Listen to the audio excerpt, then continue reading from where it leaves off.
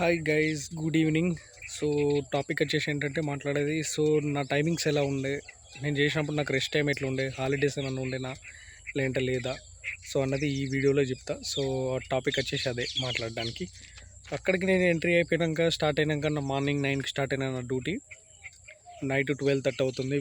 మధ్యలో వచ్చేసి ఒక 2 అవర్స్ బ్రేక్ టైం ఉంటుంది. సో బ్రేక్ టైం వచ్చేసి మళ్ళీ తినడానికి వెళ్ళడానికి రూమ్ దగ్గర ఉండడం వల్ల సో అక్కడికి వెళ్ళే తినేవాడిని. సో నైట్ వండుకుందే తినడం మార్నింగ్, ఇక ఆఫ్టర్నూన్ వరకు అదే. ఇక మళ్ళీ నైట్ వచ్చినాక ఫ్రెష్ వండుకుని మనకు వండుకునేంత కూడా టైం ఉండదు. సో మెస్ మాట్లాడుకున్నా దానికి ఒక 300 dirhams వరకు అవుతుండే. వైఫై ఒక 50 dirhams. సో శాలరీ ఎప్పుడు వస్తుండే నాకు, శాలరీ వచ్చేసి కార్డు పేమెంట్ చేస్తుండే లేదంటే లిక్విడ్ క్యాష్ ఇస్తుండే. సో కార్డు పేమెంటే చేయకపోతుండే, నాకైతే లిక్విడ్ క్యాష్ ఇస్తుండే. లిక్విడ్ క్యాష్ వచ్చి ఇచ్చేటప్పుడు నా శాలరీ వచ్చే డేట్ వచ్చేసి 3rd. ఈ మంత్ శాలరీ వచ్చేసి నెక్స్ట్ మంత్ 3rd 4th లోపు శాలరీ వస్తుండే.